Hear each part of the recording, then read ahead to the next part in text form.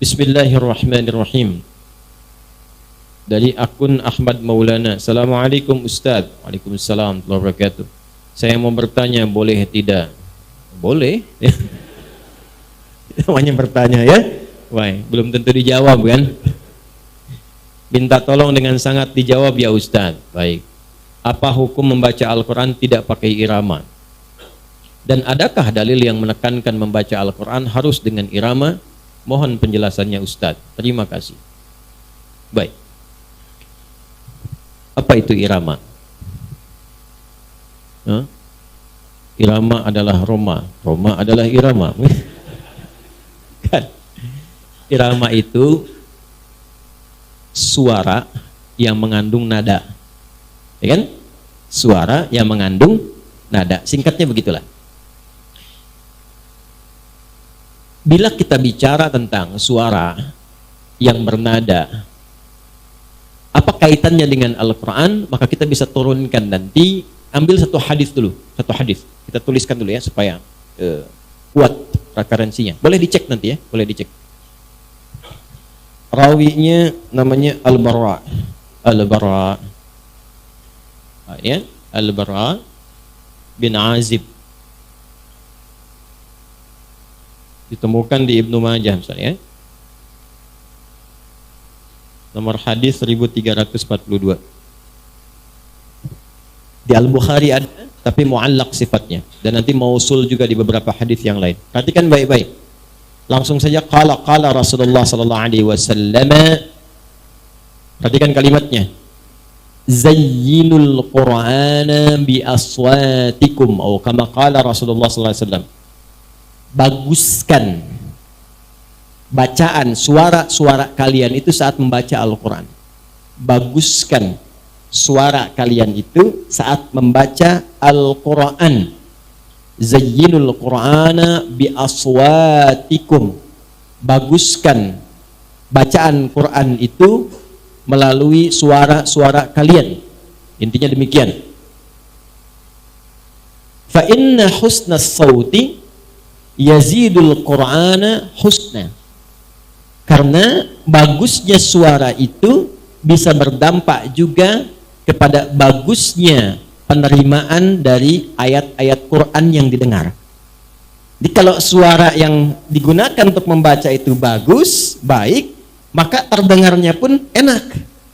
Bagus, baik. Nah, sekarang standar bagusnya apa? Apakah standar bagusnya yang disebut dengan irama itu menjadi lagu, atau ada nada, atau yang lain? Maka ulama mengatakan maksudnya akhriju bi aswatikum, ya, maka keluarkanlah dengan suara-suara Quran itu, dengan suara-suara kalian itu, bihi, saat membaca Al-Quran, bitajwidi wa tahsini wa tartili. Yang dimaksud bagusnya suara ini adalah satu, mengacu kepada tajwid, atau standar tahsin, atau tartil. Ambil yang pertama, apa itu tajwid? Yuk ngaji kita kitab tajwid. Ambil yang paling tipis diajarkan di pesantren, namanya Hidayatul Mustafid fi ilmi tajwid. Pembukanya, ma ilmi tajwid. Mat tajwidu, at-tajwidu lughatan al-ityanu bil jayyidi wa istilahan ilmun yu'rafu bihi haqqahu wa mustahaqqahu min as-sifati wal mududi wa ghairi dhalika kat-tarqiqi wa tafkhimi wa nahwihima.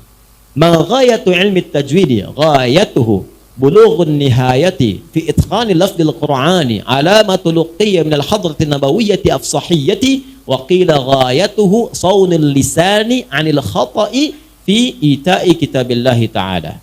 Paham? Tidak. Baik. Apa itu tajwid? Itu saya pelajari di tahun 97. Saya baca itu, belajar di hari Rabu. Pelajarannya sore jam 4, saya baca jam 2. Saya hafalkan itu tahun 97. Berarti sekarang sudah berapa tahun? 15 tahun ya? Ada kurang lebih ya? 15 tahun. Saya ingatkan kepada adik-adik yang masih belajar atau kita semua, salah satu wasilah untuk menguatkan hafalan itu nanti ada 3. Ada 3. Ada berapa? Ada 3. 1, jauhi maksiat. Yang kedua, tingkatkan taat. Rajin sholat, tahajud, rajin baca Quran. Yang ketiga, ini penting nih ya, bisa doa orang tua atau memuliakan guru. Jadi kalau sedang belajar, kita mohon kepada Allah berkahnya guru. Apa di antara caranya untuk menghindari, untuk tahu aib-aibnya guru? Jadi kalaupun kita tahu ada salahnya misalnya, dan memang manusia itu tempatnya salah, maka jangan berusaha mencari kesalahan guru. Itu saya praktekin betul. Yang pertama, di antara yang mempraktekkan ini dari ulama besar kita, namanya Syekh Nawawi dari Banten, Syekh Nawawi Al-Bantani. Itu kalau mau datang ke majlis ilmu, beliau biasa sedekah dulu. Sedekahnya diniatkan kepada Allah supaya dihindarkan diri dari melihat aibnya guru. Makanya jadinya berkah, ilmunya banyak. Dan itu memberikan kekuatan. Nah, gabungan semua itu disebut takwa. Di mana dalilnya? Al-Baqarah di ayat 282, di ujung akhirnya. Paling kiri sebelah bawah. Wattaqullaha wa yu'allimukumullah. Apa itu tajwid? Tajwid itu menghadirkan sesuatu dengan baik dan benar. Kalau terkait dengan Quran, membaca Quran sesuai petunjuk yang diberikan oleh Nabi SAW dengan aturan-aturan tertentu, mengucapkannya benar keluar dari tempatnya, plus dengan karakter sifat-sifat hurufnya. Singkatnya demikian. Sehingga keluarlah panjang-panjang, pendek dibaca pendek. Tahu kapan menyambungkan, tahu kapan berhenti. Itu makomnya tajwid. Apakah dibaca berdengung? Apakah dibaca disambung? Apakah harus berhenti? Makomnya tajwid. Nah, di antara pembelajaran tajwid itu, ada nanti materi-materi yang mengajarkan kita bacaan-bacaan tertentu. Misal, yang paling gampang. Ada yang namanya mad. Dibaca panjang. Ya, baik mad tabi'i, singkat dengan 2 harakat. 2 harakat tuh gini, asalnya harakat begini 1, ditambah lagi 1 begini. 1 tambah 1 jadi 2, biasanya dipasangkan tanda begini. 2 harakat itu kalau kita baca cepat di sini, tambah kecepatan yang sama dengan ini. Ya, misalnya fataha begini, fataha, fataha, fataha, tambah lagi pakai alif misalnya begini. Alif ini gambaran ini, 1 tambah 1. Jadi 2, jadi begini tandanya. Maka dibacalah 2 harakat. 2 harakat itu gabungan baca ini dan ini. Ya, fathah dan fathah. Fataha, fataha, fataha. Nah, kalau nanti 4 harakat, tinggal 1, 2, 3, 4. Kalau mau rumus cepatnya begini, setiap 2 harakat itu, taruhlah kita ambil misalnya 1 detik. Ya, jadi kalau 4 harakat berapa detik? 2 detik. Ya, kalau 6 harakat berapa detik? 3 detik. Setiap 2 harakat 1 detik. Itu paling gampangnya. Ya. Misal kalau 2 harakat 1 detik saja. Alif lam mim. Tahan. Dzalikal kitab. Dzalika 1 detik saja. Dzalikal kitab la raiba fihi. Hudal lil muttaqin. Mad arid disukun bisa 2, bisa 4, bisa 6. Kalau mau 2, 1 detik. Hudal lil muttaqin. Ya, 4, 2 ketukan, 2 detik. Hudal lil muttaqin. 6 harakat, 3 detik, gampang. Hudal lil muttaqin. Selesai. Gampang kan? Halo, gampang? Gampang ya? Nah, ini tajwid. Jadi kalau kita belajar tajwid dari panjang dan pendek saja, itu otomatis akan melahirkan suara yang menghadirkan nada. Itulah irama. Makanya otomatis belajar Quran pakai tajwid itu pasti akan keluar irama. Dan yang paling menarik, irama Quran itu 1, beda dengan musik. Makanya iramanya nggak bisa disebut musik. Awas ya, iramanya nggak bisa disebut apa? Musik. Ada 2 nanti irama yang nggak bisa disebut musik. 1 Quran, yang kedua adzan. Jelas?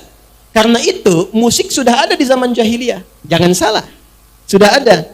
Karena untuk membuat syair, syi'arun, orangnya syair, jamaknya syu'ara. Untuk membuat syair itu syaratnya 4. Syair itu syaratnya 4. Di antara 4 itu ada fasahah, harus fasih kata-katanya. Nggak boleh a i e a i e a i e. Yang kedua, khayal, ada imajinasi. Semakin tinggi imajinasi, semakin kuat ya daya pikat syairnya. Yang ketiga apa? Ada unsur musik. Makanya nanti ada notasi di jahiliyah itu. Notasinya dikenal dengan bahar namanya. Ada 16 bahar. Ini ilmunya arud namanya. Ada 16 notasi. Ada rumus tawil yang pertama. Tawilun lahudunal bukhuri fadailu. Fa'ulun mafa'ilun fa'ulun mafa'ilu. Kifa nabki min dhikra min dhikra hadzal habibi bihadzal manzili bisaqtil wa baina ad-dakhuli fahawmali. Ya, kifa nabki dzikral habibi wa manzili bisaqtil wa baina ad-dakhuli fahawmali. Itu tawil. Ada yang mustaf'ilun mustaf'ilun mustaf'ilun mustaf'ilun mustaf'ilun mustaf'ilun rajaz. Sautu safiril bulbuli hayya qalbi thamili al-ma'u wa zahru ma'a ma zahri lahdhul muqali fa anta ya sayyidali wa sayyidi wa maulali fakam tayammuni ghazayyilun uqayqali kataftuhu min wajnatin min fi'li hadha ar-rajuli faqala la la la faqad ghada muharwili wa wal walad wali wali ya wailali faqultu la tuwalwili fabayyin lu'ali qalat tauhina kadha in harwadithul muqali kahatan kakailali tabuli. Oh, bisa diulang? Ada madid, mufa'alatun fa'ilatun. Ya, apa jadinya? Dipraktikkan. Tala'al badru alaina min thaniyatil. Itu madid, itu rumusnya. Orang jahiliyah udah punya semua, ada 16 rumus. Udah ada. Makanya ketika Quran diturunkan, nggak ada formulasi irama-irama yang menggunakan 16 ini. Makanya mereka tahu ini bukan musik. Mereka paham itu. Karena nggak ada satupun rumus musik dipraktekkan di Quran. Mereka tahu ini bukan buatan manusia. Cuman karena gengsi aja menyoal. Mereka tahu Abu Jahal, Abu Lahab, dan Abu-Abu yang lainnya itu. Selain Abu Bakar dan yang baik-baik ya. Itu tahu mereka semua itu. Makanya dulu pun sahabat ngerti, syair tuh ngerti. Banyak sahabat ngerti. Tapi nggak pernah ditemukan ada sahabat Nabi baca Quran pakai irama musik, itu nggak pernah. Anda pernah dengar nggak Abu Bakar misalnya baca surat Ad-Duha ya dengan rumus madid, wadduha wal-laili idza saja? Pernah dengar? Nggak pernah. Karena iramanya beda. Karena itu nggak pernah ada sanadnya. Ya, kalau sudah ada tajwidnya, jangan dipaksakan pakai irama musik. Karena itu nggak akan enak keterimanya. Iyyaka na'budu wa iyyaka nasta'in. Coba baca Quran gitu, bubar jamaah itu. Alam nashrah laka sadrak. Nggak bisa. Wa wada'na anka wizrak. Nggak bisa. Coba aja Anda. Jangan ya, jangan. Jadi kalau sudah ada tajwid, nggak usah pakai langgam yang aneh-aneh. Nah, mau langgam Jepang, langgam Cina, langgam Jawa, langgam Sunda. Orang kayak, iya popuh lah, daminati lada, nih baca Quran nanti, nggak bisa. Ya, bubui bulan, sangran bentang, alam taro, kaifa fa'ala rabbuk, nggak bisa, nggak enak keterimanya. Jelas ya? Jadi nada di Quran itu, irama Quran itu bukan musik yang dimaksudkan di musik-musik biasa. Bukan itu, beda. Itu dihasilkan dari tajwid. Karena itu sentuhan ke hatinya pun lain. Dan dahsyatnya, setiap orang yang belajar tajwid, itu akan keluar bacaan Quran dari lisannya yang menandakan irama-irama secara pribadi masing-masing. Itu bisa beda satu dengan yang lainnya. Mau disama-samain akan ketahuan. Bismillahirrahmanirrahim. Oh iya masih cecep. Udah ketahuan. Ya orang tua kita dulu tuh. Kan nggak ada lagu-lagu yang aneh-aneh, tapi kita tuh tahu dan merasakan betul bacaannya. Tulus, enak. Jadi kalau kita ngajinya benar, diikutin tajwid, keluar irama sendiri. Itulah mukjizat Al-Quran.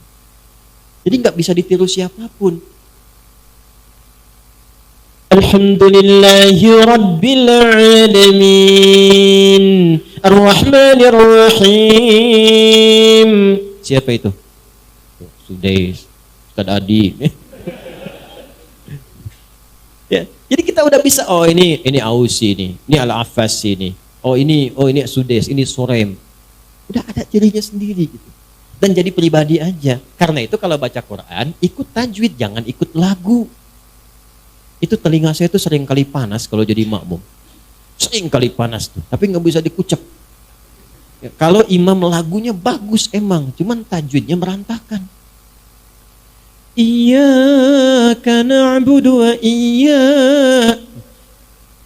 memang bagus lagunya. Cuman kepanjangan gitu. Ya, jadi jangan ngikutin lagu. Jangan ngikutin lagu. Sekalipun nanti ada sebagian ulama membuat standar-standar irama. Seperti Bayati, bukan Buyeti, Bayati. Ada soba, ada ras, kan? Ar-tayran 'alal ghusni yunadi. Ya kan? Ada itu ya? Ada dipraktekkan di Ar-Rahman itu kan? Khalaqal insana min salsalin kal fakhari wa khalaqal jan. Ya, kurang lebih begitulah ya, kurang lebih. Saya kan bukan ahli di maqamat ya. Tapi maksud saya itu gambaran-gambaran spesifik untuk Quran, tapi jangan maksakan baca Quran untuk dibawa ke lagu. Jelas?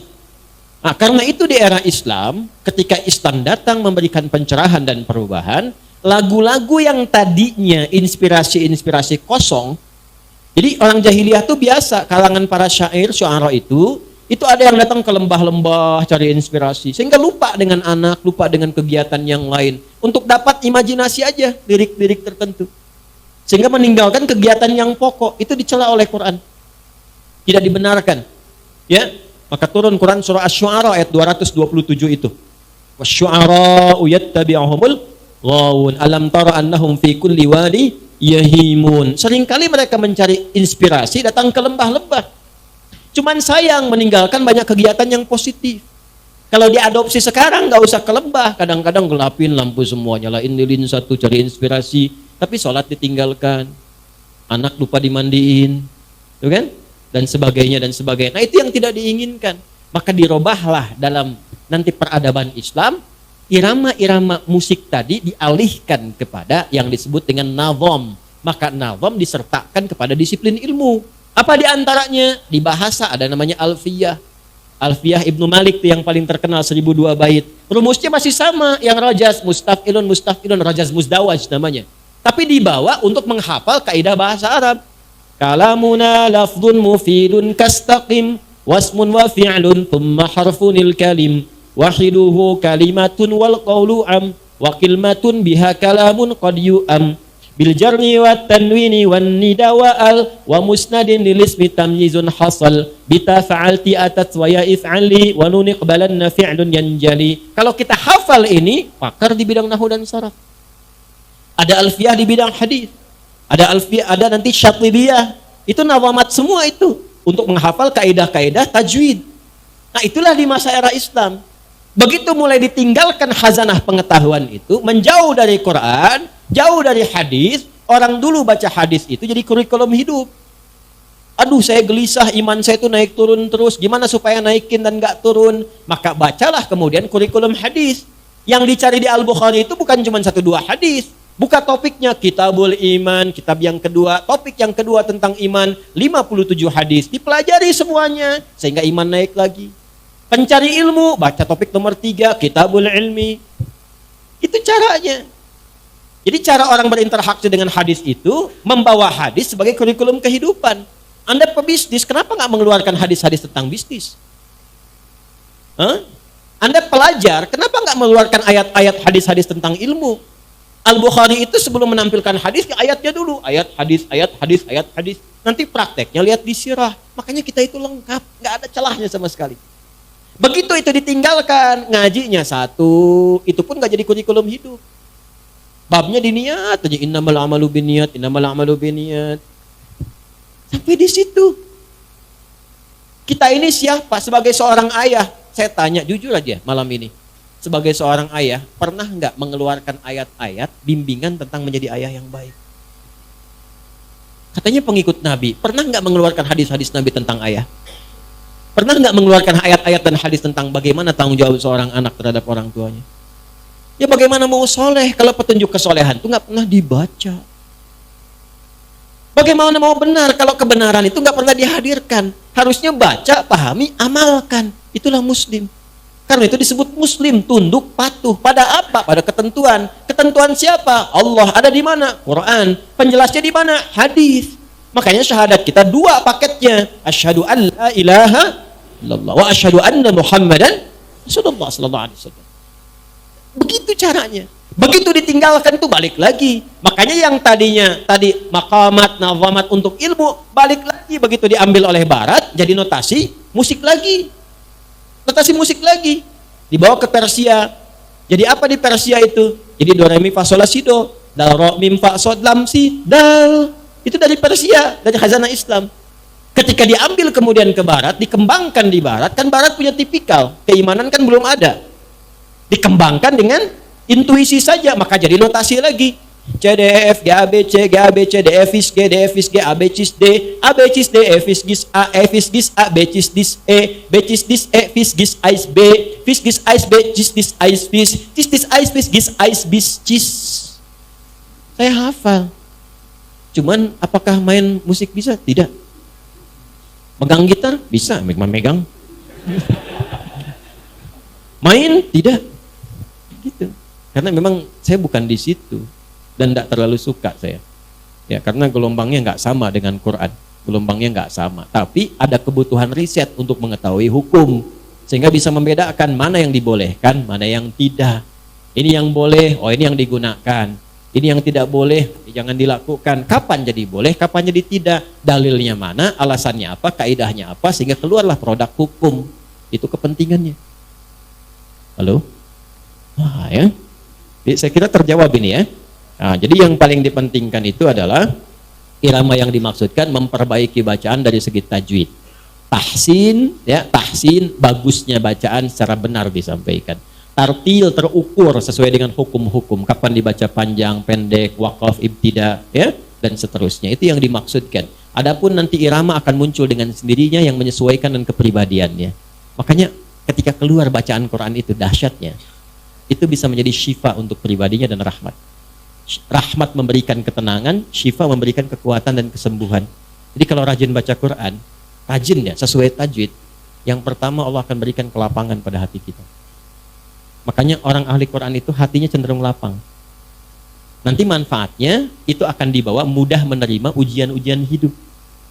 Ya, jadi ketika mendapatkan masalah itu nggak cepat merespon dengan kegelisahan dan nggak banyak curhat.